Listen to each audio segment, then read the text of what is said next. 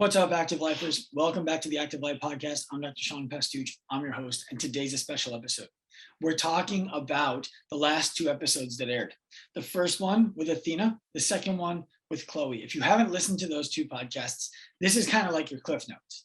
So I am going to recommend that you go back and listen to them from beginning to end, because this is my perspective on what I learned from those two podcasts and what I think you should have and could have taken from them. A brief recap is that in the last two episodes, I interviewed Athena Perez, who represents the large-bodied community of individuals who want better access to fitness.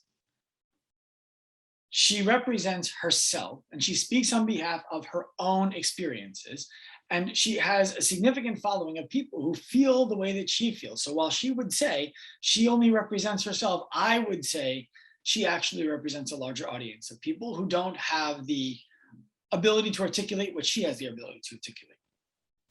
Chloie Jonsson is a transgendered woman who came onto the podcast to talk about what it is that it is like for an LGBTQ plus individual to walk into a fitness facility in the United States today, and why it's difficult for them to do that sometimes, why it doesn't feel welcoming for them. In both episodes, my interest was to learn and to push back on the things that for me were disagreeable. These were not podcasts where I had people on who I just agreed with everything about. I'm also wanting to be clear that when you listen to those shows, you should take from them exactly what you want to take from them, and you should leave from them exactly what you want to leave. I really don't care how you run your gym. I want you to run a gym that helps people. I want you to run a business, even if it's not a gym, that helps people. I think we should all be thinking about adding value to the world. Who you choose to add that value to is your business. Maybe you listen to both of those shows and you say, Dr. Sean, with all due respect, I don't want my gym to be full of large-bodied people.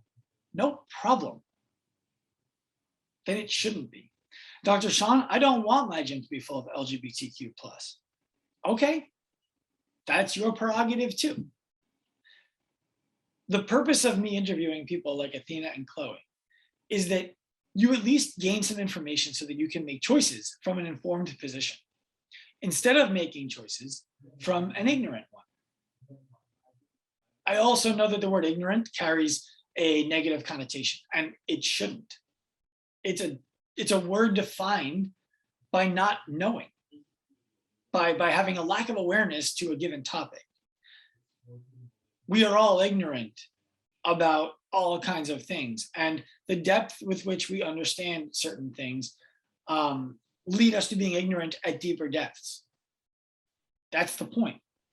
One of the things I was discussing with one of our marketing leads today at Active Life was the concept that the number one reason why most gyms and probably most businesses are not making the kind of money that they want to make is because they fail to look at their failures as their own choices, as the response to choices that they made, as the result of actions that they took or didn't take. And instead, we try to blame our failures on the marketplace. I've done that. I am 100% in the camp of having been there. And so I respect where you're at. If right now it's very difficult for you to look at your business and say, how could I do a better job? When you think you're already doing a great job. In fact, it might be frustrating for you that there are other gyms in your area or other businesses in your area that are successful, despite having an inferior product to what you believe that you have. And you've been told the whole time, all you need to do is be great and everybody's going to come to your business. And now you're sitting around saying, where's the truth in that? The truth in that just doesn't exist for me. And I want to point out to you that there is so much going on in a successful business that you're not necessarily seeing that can be holding you back. And until we recognize that all of us, myself included today, are failing to help people who are paying us for our help so that we can better improve our services and make it easier for more people like the ones who we want to support to come find our business and work with us, the longer we are going to struggle, the longer you are going to struggle. You do not have to struggle. You can find ways to make money doing work that you love and are passionate about. It is not a choice of do work that I love and am passionate about, or do work that makes me money. You do not have to choose. You can choose to only be willing to do work to make money that you love and are passionate about. And if you put yourself against that wall where you're not allowed to do anything else besides work that you love and are passionate about to make money, you will be forced to find a way to make money doing work that you love and are passionate about. No excuses. If you opened a gym or a business in an area where you're now complaining that it is too expensive to operate that business there are no customers for your business in that area, the taxes in that area are too high for you to be successful, nobody wants to work in your business in that area, and you stay in business, what you need to recognize is that you have dissonance to the reality that either you and your processes and your choices are the problem in your business, or you are right. The area that you are in is prohibitive of you being successful, and it's time to close your doors and go get a job, or close your doors and reopen them somewhere else where you can be more successful. You may have opened your gym in a market where there wasn't an obvious path to success, but you were an immature, ambitious, pre-business owner who thought you could do it anyway. And now you realize that it was a mistake. Stop compounding your mistake and move your business. Or figure out how to make it work. The only way you do that is by discontinuing blaming everybody around you and beginning to take credit for both the successes and the failures in your business as results of the actions and the choices that you did or did not take. Let's get to the podcasts, because what I just talked to you about, you're going to be able to take that information and apply it to the podcasts. In both podcasts, the guests were talking about the audiences that they fit into, feeling as though, whether it's true or not in your facility, feeling as though they're not welcome. They're not welcome. That's how they feel. Now, you might say, like I might say, I don't know what I'm supposed to do to make you feel welcome. I run a business that is welcoming to everybody, and if you don't feel welcome enough to come in, I don't know what to tell you. And if you listen to the podcast, you will hear ways from Athena and from Chloe that you can start to actionably make people feel more welcome. Now, is it your responsibility to do that? No, it's not. In fact, on the episode with Chloe, one of the things that she described that she believes every gym should do if they want to be more welcoming to LGBTQ+ is hang a pride flag. I was adamant I wouldn't do that. Why wouldn't I hang a pride flag? Is it because I hate LGBTQ+ people? Is it because I'm intolerant? Is it because I really don't want them to come in? I just want them to think that they can come in so that I can walk a path of virtue in my own mind, but not in reality? No, it's none of those things. The reason why I would never fly a pride flag in my business these days is because the moment that I hang a flag that we do not all fall under, like the American flag, I become judged by the flags I choose to fly and the flags I choose not to fly. What that means is every time that somebody from a community that feels marginalized comes to me and says, I feel marginalized in American society today and I don't feel comfortable walking into your gym. If you hung my flag that represents my cause, more people like me would feel comfortable coming into your gym. I then have to do that. Because if I say to some organizations yes, and to some organizations no, then I'm making choices based on, frankly, incomplete information. There are organizations that support Jewish people, which I am, that I don't support. I do support Jewish people. So I don't want to be put in the position to have to hang a flag for everybody and anybody who wants to feel welcome coming into my business and needs a flag to know that it's okay. So I would not hang a flag. Now, the question is, do you want to? Just because I say no doesn't mean that you shouldn't. And just because I say yes doesn't mean that you should. When Athena was talking about how to make large-bodied people feel more comfortable walking into the gym, she brought up things that I'm all for. And by the way, Chloe also brought up things that I'm all for. And one of them, they shared. What if you had rooms for people to change in that were not organized by gender, so that all the men could be in there together and all the women could be in there together? Now, for somebody like Athena, the cause of that is we're talking about private changing rooms for one person at a time, in which somebody who doesn't feel comfortable in their own skin doesn't have to take their clothes off in front of a bunch of other people to see what they look like underneath them. In the case of Chloe, it was speaking to the idea that we don't have to worry about people walking into a gendered room if they don't feel as though they fit one of those genders. To me, both of those problems are solved by having rooms that people can walk into and change without having to be subjected to anybody else or any kind of an identity that they're choosing.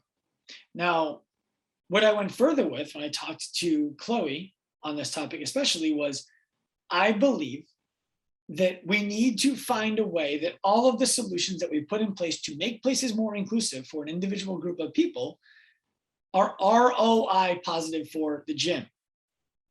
If the gym can see why doing something like this makes them more money, then they have a decision to make about, do I want to make more money in that way or not? But at least they are making a decision that is beneficial to the bottom line of their business. And then they're choosing the values and the morals that they want to express when they run their business. Let's take, for example, Nike running Colin Kaepernick ads back in 2019 or 18, whatever year that was. That was controversial. What Nike was doing was saying, we stand for something.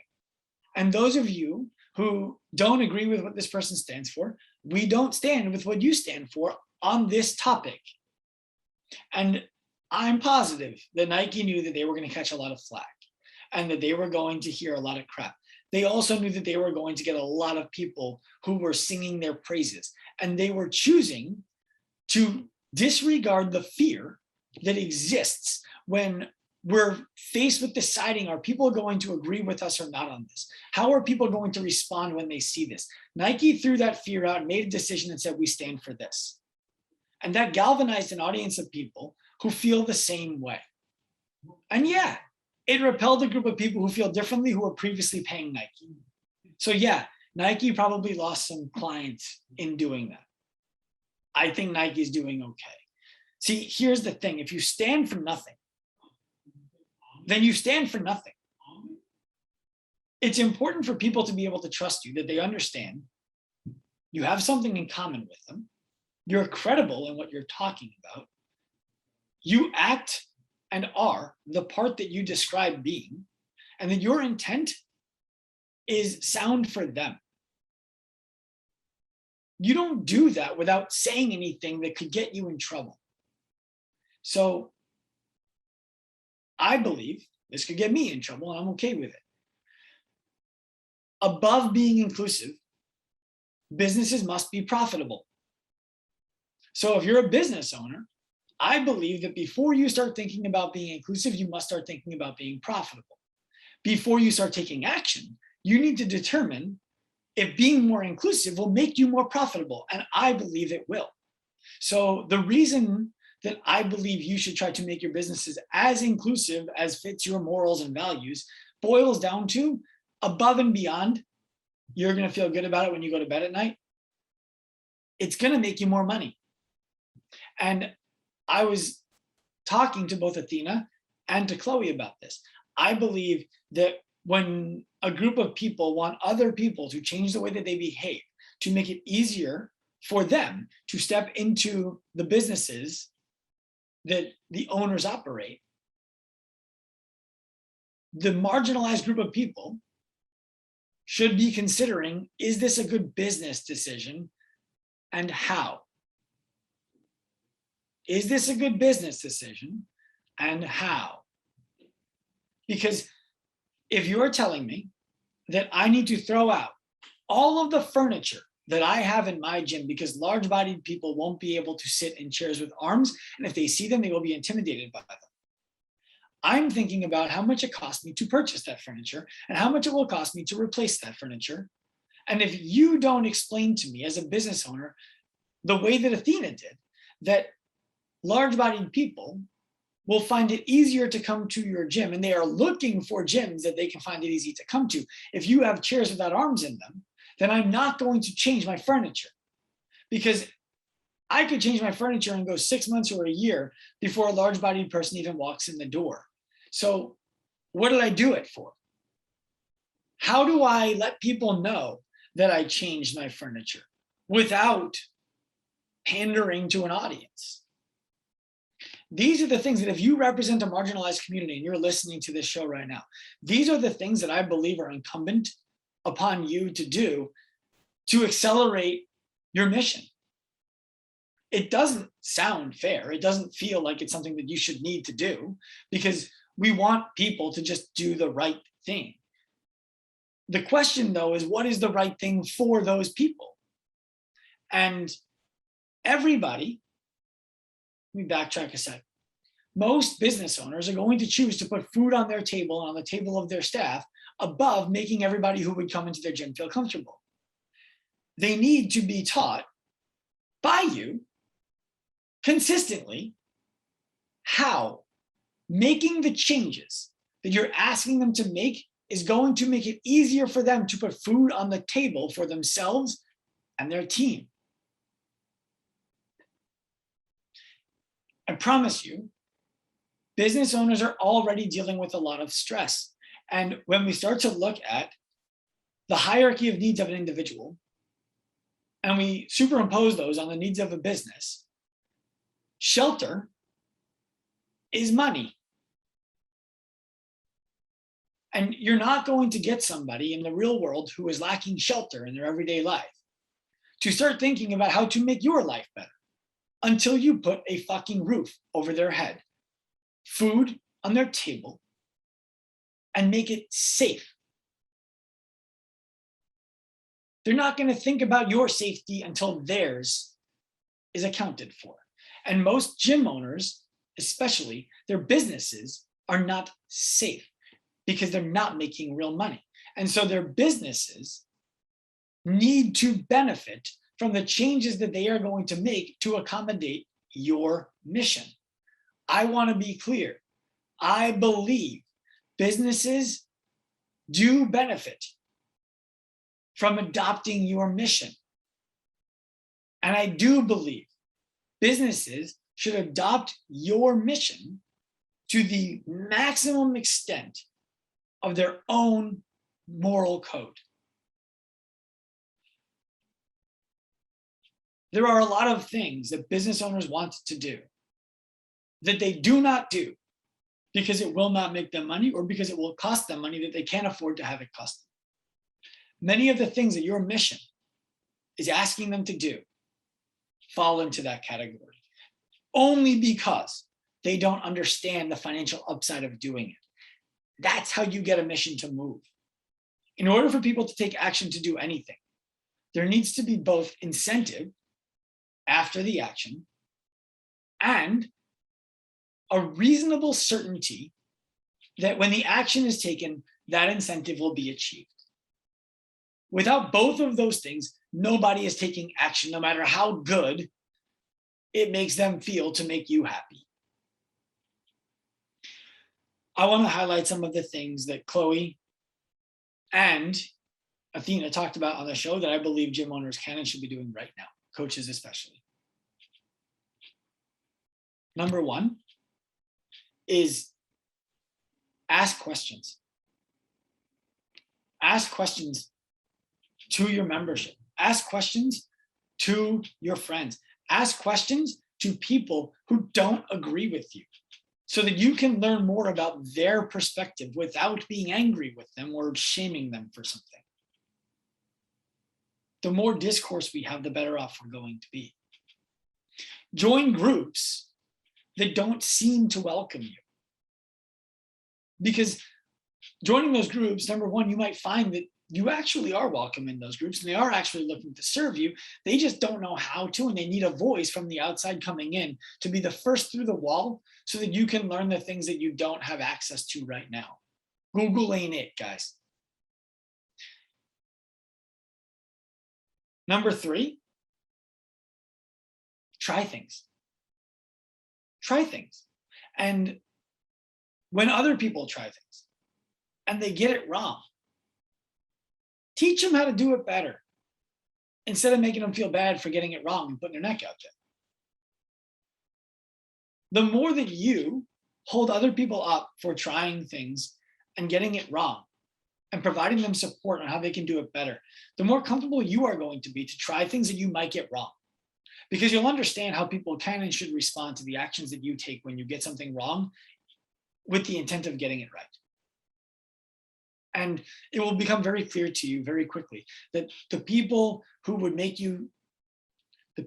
try to make you feel a certain negative way because of your misstep with the appropriate intention are not a reflection of the action or the intent that you had, but instead are a reflection of the intent of the person who is aiming to make you feel bad. It becomes very obvious, and you go from being angry with them to being sad for them. And that's a powerful position to be in. Decide how far you want to go. When it comes to large bodied individuals, I believe that what is the fitness industry for if not that?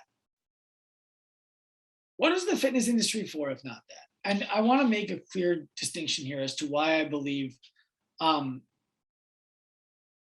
it's more pressing, frankly, that the fitness industry makes itself more inclusive to large bodied.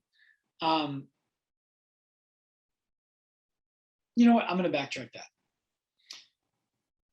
It's more obviously ROI positive for the fitness industry to make itself inclusive for the large bodied individual than it is to make the fitness industry inclusive for the LGBTQ plus individual. It's more obviously ROI positive. That doesn't mean you should choose one or the other. I believe you can and should choose both whenever possible. I would say, I don't know, 90% of fitness marketing is around body image. 90% at least. Who are we trying to help?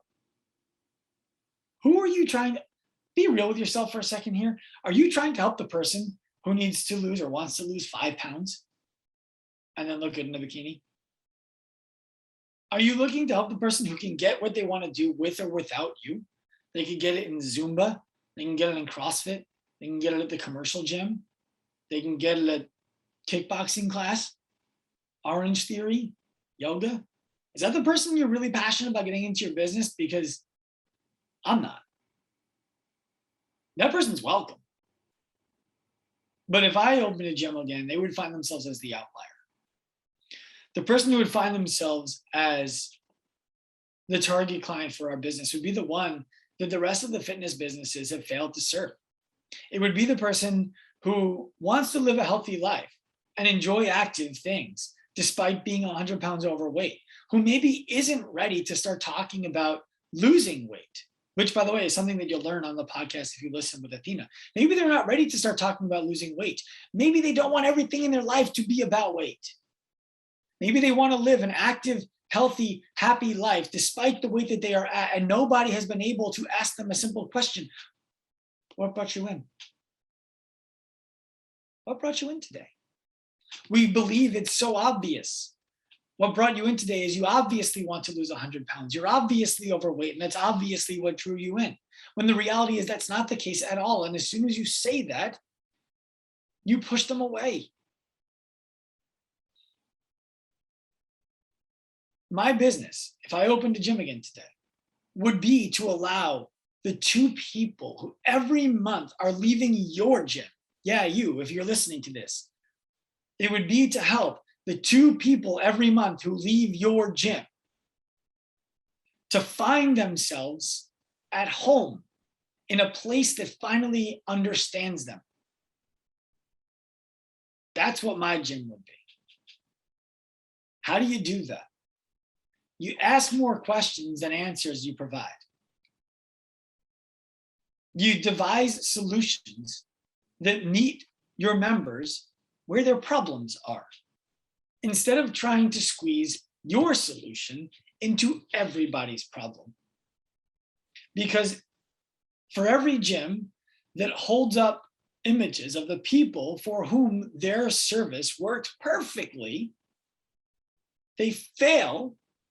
You, I'm talking to you, aren't posting the people who didn't get the result. You're not talking about the people who didn't get the result. I'm not asking you to post them. I'm not asking you to put pictures up of people who came in and didn't get the results that they wanted to. I'm asking you to acknowledge that it happens.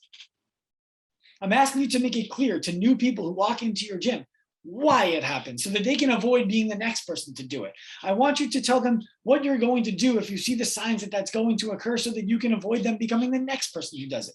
Because every time that we have a client at Active Life who does not get above and beyond what they thought they were going to get when they paid us for our services, I lose sleep over it.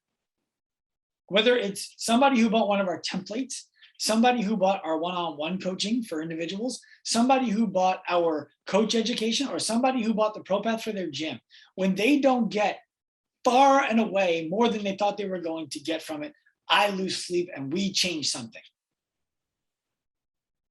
That's how you improve. That's how I know how to improve.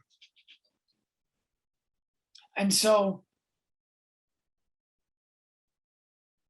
what could you change in your business to make it easier for somebody who is large-bodied to walk in? What could you change in your business to make it easier for somebody who is LGBTQ plus to walk in? Maybe you don't want to hang a flag in your gym the way that I wouldn't want to hang a flag in my gym.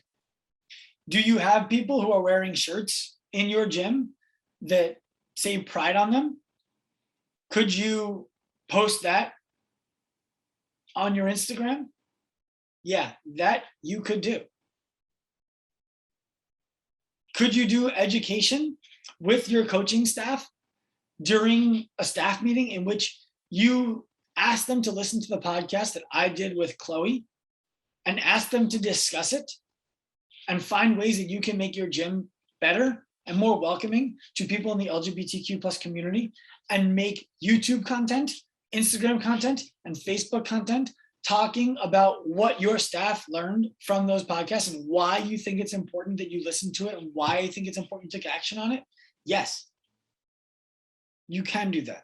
Can you make your own podcast talking about what you learned from people like Chloe in the industry? Yes, you can do that. And I promise you, when you do things like this consistently, people who hear that are going to say, you know what, I might be safe going into that place. That's all that it takes. I might be safe going into that place. And then it's your job to over deliver on that safety when they arrive. That's it. So simple things. You don't need to have male, female on your intake form. You can say gender and just leave a line there. If they want to write something, they write something. If they don't want to write something, they don't write something. And you might be of the mind that there are two genders and I shouldn't have to do that. Great, that's your prerogative. What's the harm in writing gender then and letting people write male or female on there? And if people don't write male or female, maybe start asking yourself questions about why they didn't. And explore it. I'm not telling you to change your mind about it. I'm telling you to explore it.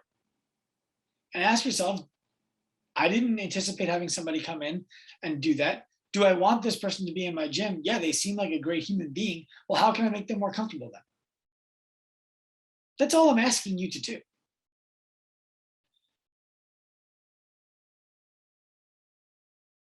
Here's the thing. There's a reason why we're going through this movement here in 2021, where it's becoming more and more difficult for people to say what they want to say and ask the questions that they want to ask to get the knowledge that they want to get. And that reason is because we get so emotional about our causes that when somebody speaks out in opposition of it, instead of trying to understand where they're coming from and understand how we can better formulate our own message to reach that person in a way that they haven't already been reached, we try to shut it down. And I'm not saying you do that. I'm not saying I do that. I'm saying we do that as a society, collectively. And that's dangerous.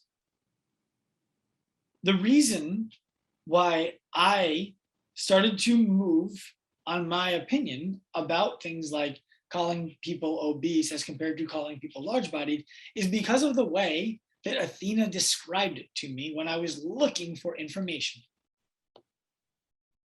The reason that I believe it's CrossFit's responsibility to provide clothing that fits large-bodied people, and if they partner with Noble, it's Noble's responsibility to do that, or CrossFit's to say we're not going to partner with Noble on these sizes and that's okay for that population, is because of what Athena taught me. I didn't feel that way before I talked to her.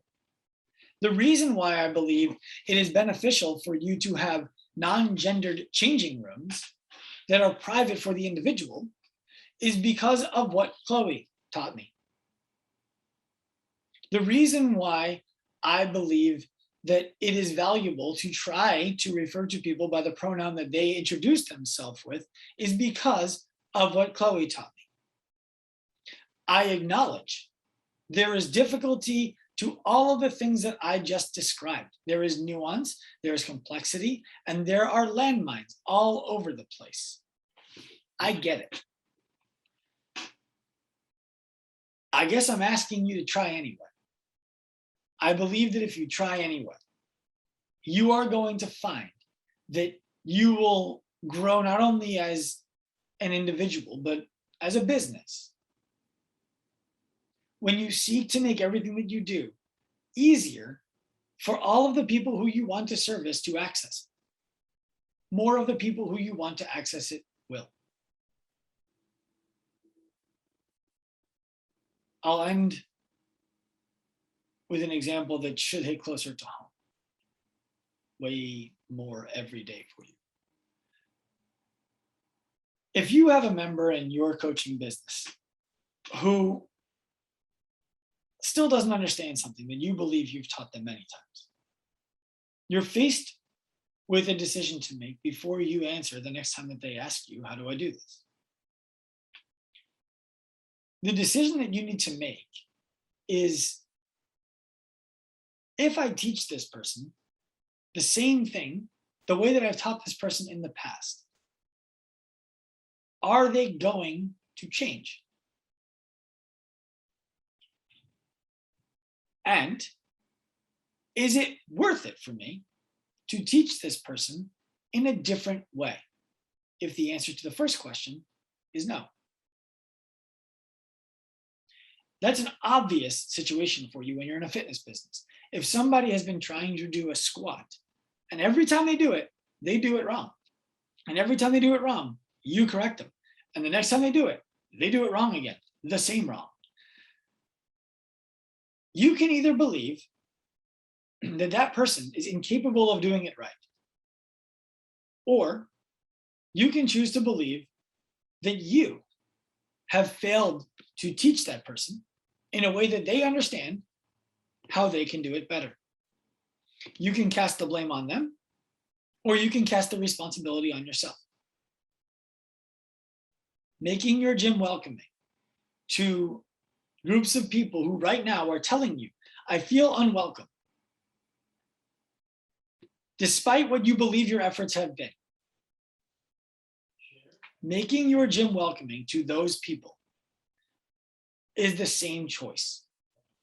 You've been telling them to squat a certain way for years, and they have been demonstrating for years that they do not resonate with the way that you are teaching them to squat. And they need you to teach them differently. If you believe that your gym is already inclusive for all different groups of people, and those groups of people are telling you, I still don't feel that way, maybe try something new. Turn pro.